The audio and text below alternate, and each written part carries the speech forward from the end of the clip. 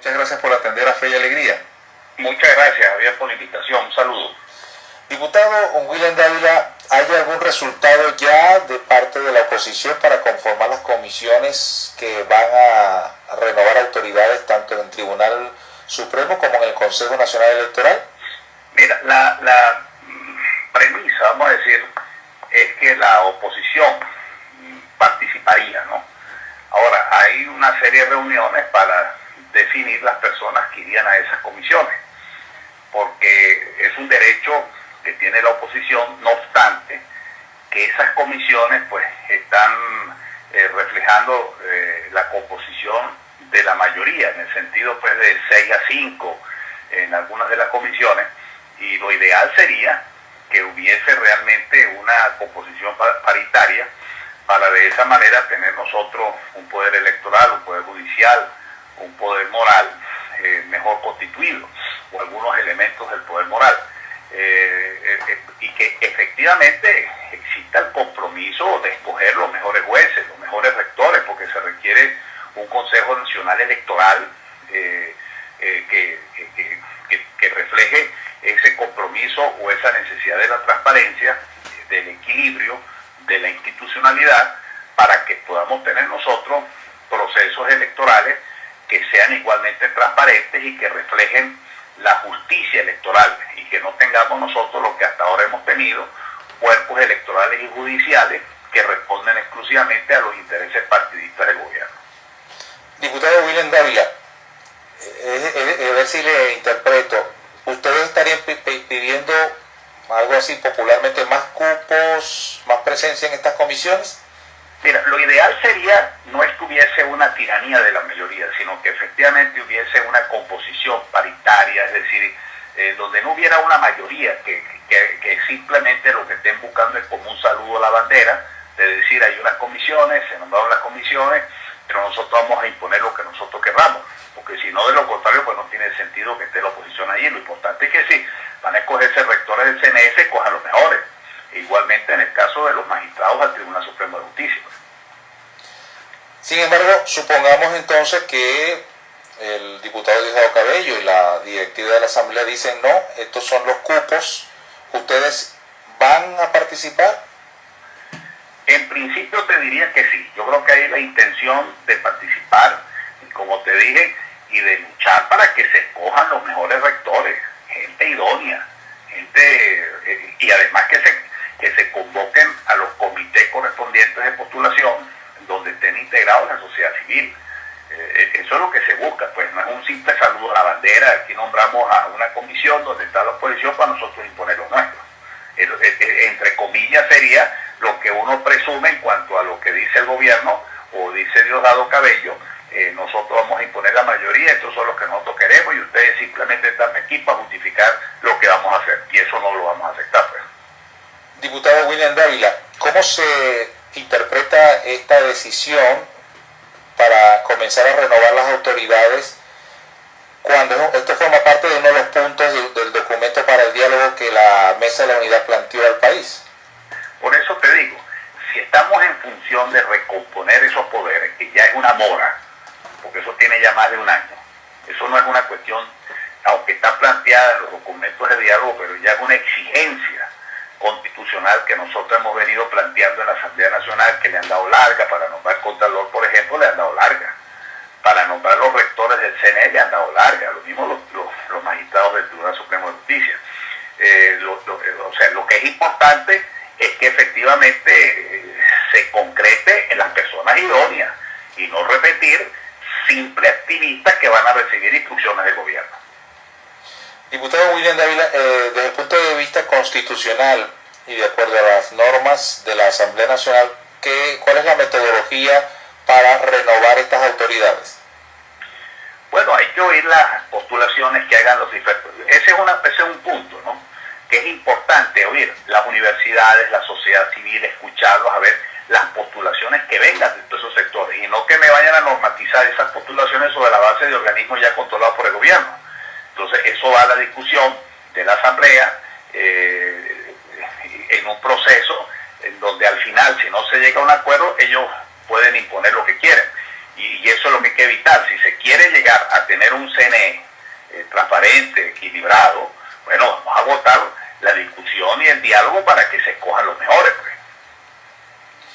Diputado William Dávila, las posibilidades que estos ejercicios, con las dificultades políticas que representan, que usted ha mencionado, podríamos hablar que se abre una esperanza para el diálogo entre gobierno y oposición.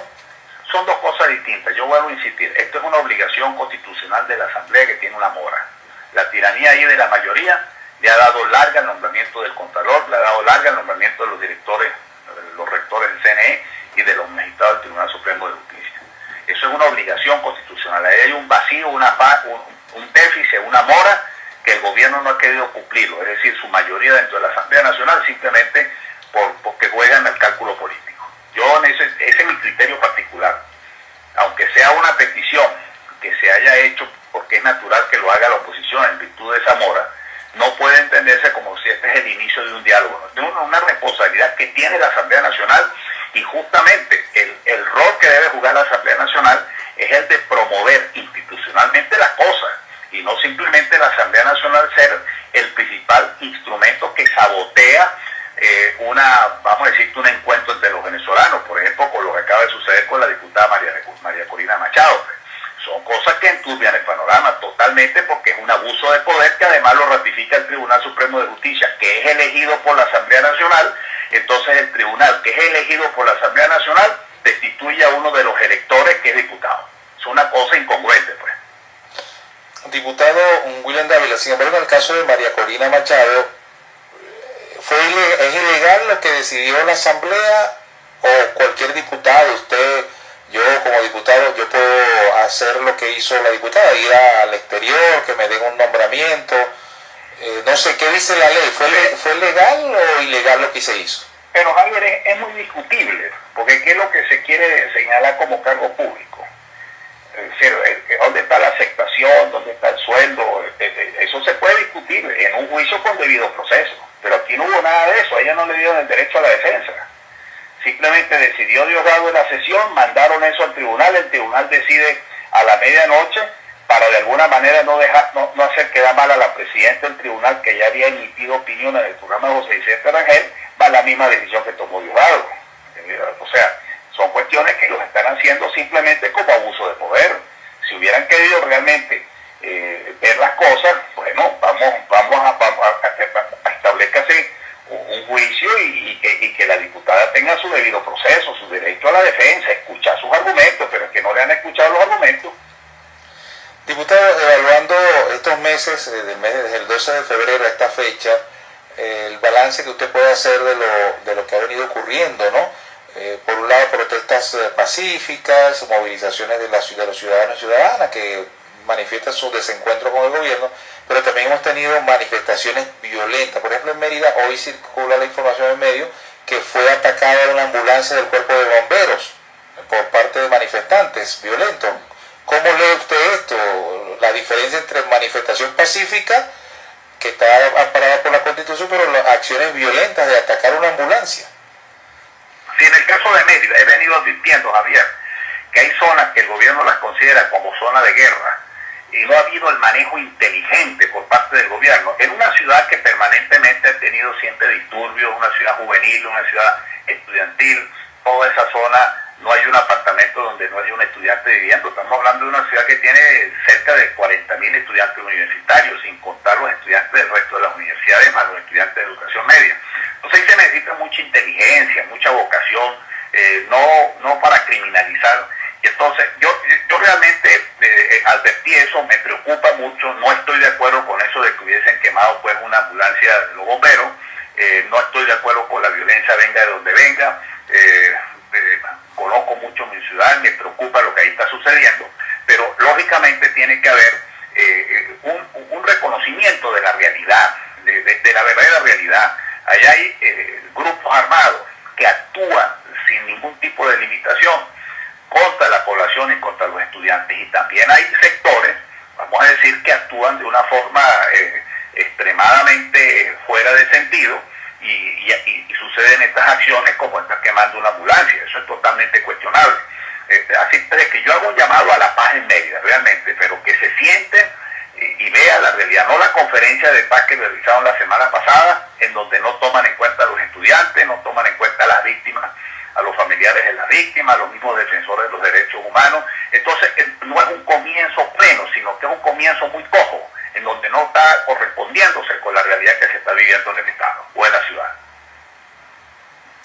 Diputado William Dávila, posibilidades del diálogo. ¿Hay chance del diálogo?